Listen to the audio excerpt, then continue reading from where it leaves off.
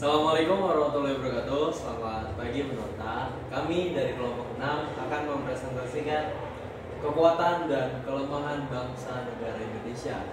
Saya Satria Hari Wibowo bersama rekan-rekan saya, sebelah saya. Saya Wandana.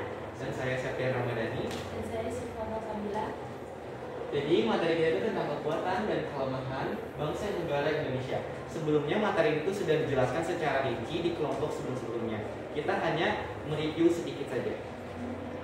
Ya, selanjutnya kekuatan bangsa dan negara Indonesia memiliki aspek penting yang menjadi pilar utama dalam mempertahankan kedaulatan, membangun kesejahteraan serta memajukan bangsa di kancah internasional.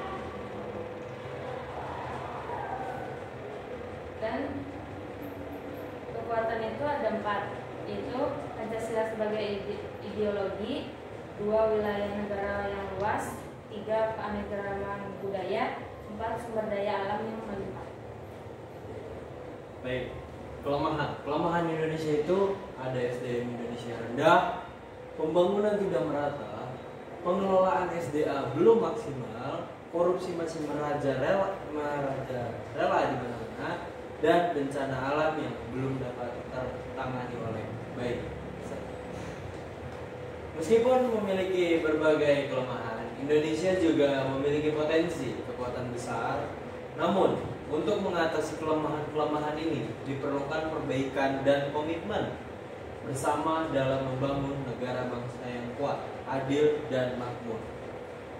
Dari materi ini muncullah pertanyaan. Yang pertama itu, bagaimana kebijakan dan strategi yang dapat dilakukan untuk memperkuat kekuatan yang dimiliki oleh bangsa dan negara Indonesia? Siapa saja yang harus melakukan kebijakan dan strategi tersebut? Yang pertama itu, peningkatan pendidikan dan sumber daya manusia. Kebijakannya itu meningkatkan akses dan kualitas pendidikan di semua tingkat dengan kurikulum yang lebih relevan untuk menghadapi tantangan global. Fokus juga pada pengembangan keterampilan vokasi dan teknologi untuk mempersiapkan tenaga kerja yang kompeten. Jadi ada pelaksananya, yaitu Kementerian Pendidikan, sekolah, universitas, lembaga pelatihan vokasi, dan juga perusahaan swasta melalui program magang atau kerjasama pendidikan. Yang kedua, pembangunan ekonomi dan kesejahteraan rakyat. Kebijakannya mengembangkan industri dalam negeri, mendukung usaha mikro kecil dan menengah atau UMKM, serta memperkuat ketahanan pangan dan energi, mendorong investasi yang berkualitas, dan menciptakan lapangan kerja baru.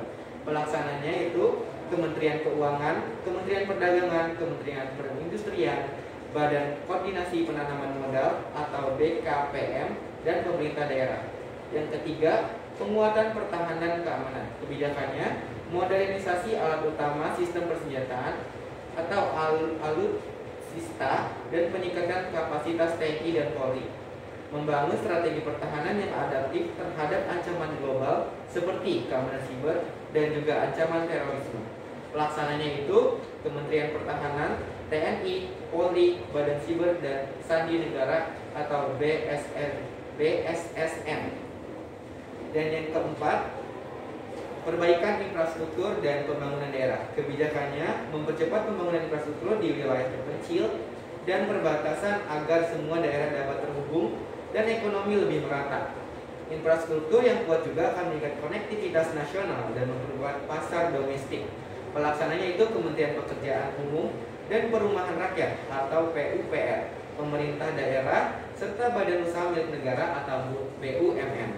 Dan yang kelima, pemberantasan korupsi dan peningkatan tata kelola pemerintah. Kebijakannya memperkuat penegakan hukum dan dengan memperbaiki sistem pengawasan dan akuntabilitas di sektor publik. Transparansi dan kejujuran dalam pelayanan publik akan meningkatkan kepercayaan masyarakat pada pemerintah. Pelaksananya yaitu Komisi Pemberantasan Korupsi atau KPK, Kepolisian, Kejaksaan, Kementerian Dalam Negeri, dan seluruh instansi pemerintah. Setiap elemen dalam kebijakan ini perlu dilaksanakan dengan koordinasi lintas sektor agar dampaknya maksimal. Pemerintah pusat memiliki peran penting dalam perencanaan dan pengawasan, tetapi pelaksanaan di lapangan memerlukan sinergi dengan pemerintahan daerah, lembaga swasta, dan masyarakat secara umum. Selanjutnya yaitu strateginya bagaimana sih? Yang pertama strategi peningkatan kualitas SDM, yaitu pendidikan inklusif dan juga terjangkau. Terus peningkatan keterampilan teknologi dan vokasi. Yang pertama pendidikan inklusif dan terjangkau, yaitu memberikan akses pendidikan yang terjangkau dan berkualitas bagi seluruh masyarakat, termasuk di daerah terpencil. Dan yang kedua itu peningkatan keterampilan teknologi dan vokasi, membekali masyarakat dengan keterampilan teknologi dan vokasi yang sesuai dengan kebutuhan pasar modern.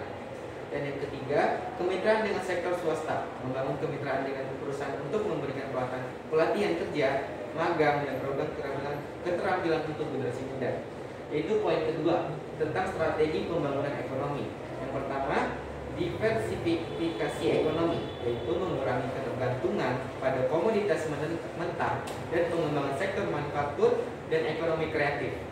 Dan yang kedua itu pengembangan UMKM dengan memberikan kemudahan akses modal dan pelatihan untuk UMKM agar dapat berkembang termasuk di pasar digital. Dan yang ketiga peningkatan daya saing produk lokal, yaitu dengan cara mendorong produk barang berkualitas tinggi dengan inovasi dan standar internasional untuk meningkatkan daya saing produk Indonesia di pasar global. Dan poin yang ketiga tentang strategi pertahanan dan keamanan. Pertama itu modernisasi alutsista dengan memperbaharui peralatan militer agar siap menghadapi ancaman modern dan peningkatan kemampuan pertahanan berbasis teknologi. Poin kedua, strategi pengembangan infrastruktur dan pemerataan pembangunan. Itu dengan yang pertama pembangunan terpadu daerah tertinggal. Jadi fokus pada pengembangan infrastruktur dasar seperti jalan, jembatan, listrik, dan air bersih di wilayah tertinggal dan perbatasan. Dan poin kelima yaitu strategi pemberantasan korupsi dan reformasi birokrasi dengan cara yang pertama itu sistem pengawasan transparan, membangun sistem pengawasan dan evaluasi berbasis teknologi untuk memonitor kinerja instansi pemerintah secara transparan. Dan yang kedua itu pelaporan publik, membuat mekanisme pelaporan yang mungkin masyarakat melakukan dugaan korupsi secara anonim dan aman. Dan yang terakhir reformasi birokrasi, meningkatkan efisiensi birokrasi dengan memotong prosedur yang panjang dan mengintegrasikan sistem digital dan pelayanan publik. Terima kasih. Selanjutnya. Yang selanjutnya ada pertanyaan kedua, bagaimana kebijakan dan strategi yang dapat dilakukan untuk mengurangi kelemahan bangsa dan negara Indonesia? Siapa aja yang harus melakukan kebijakan dan strategi tersebut? Nah, yang pertama itu ada penguatan ekonomi nasional. Strateginya itu pengembangan industri dalam negeri, peningkatan produktivitas sektor pertanian, perikanan, dan manufaktur, serta pengurangan ketergantungan pada impor. Selain itu, promosi UMKM dan ekonomi kreatif dapat meningkatkan daya saing. Pelaksana itu bisa harusnya itu pemerintah pusat dan daerah bersama dengan sektor swasta dan masyarakat. Yang kedua ada peningkatan kualitas pendidikan. Strateginya itu reformasi kurikulum pendidikan agar lebih relevan dengan kebutuhan industri. Pengembangan program vokasi dan peningkatan akses pendidikan ke daerah terpencil. Peningkatan kualitas guru dan sarana belajar juga penting. Pelaksana itu oleh Kementerian Pendidikan, pemerintah daerah, dan institusi pendidikan. Yang ketiga ada pemberantasan korupsi dan penegakan hukum yang kuat. Strateginya memperlakukan aturan yang lebih tegas terhadap pelaku korupsi. Transparansi dalam birokrasi serta peningkatan akuntabilitas lembaga pemerintahan. Lembaga anti korupsi perlu diberikan dukungan dan kewenangan lebih. Pelaksana KPK, aparat penegak hukum, lembaga pemerintah, dan masyarakat. Yang keempat, pengembangan infrastruktur dan digitalisasi. Strategi pembangunan infrastruktur di daerah yang belum tersentuh, terutama daerah tertinggal, pembatasan dan pulau-pulau terluar. Transformasi digital di berbagai sektor juga diperlukan untuk meningkatkan efisiensi dan akses. Pelaksana itu Kementerian PUPR, Kementerian Komunikasi dan Informatika, dan pemerintahan daerah.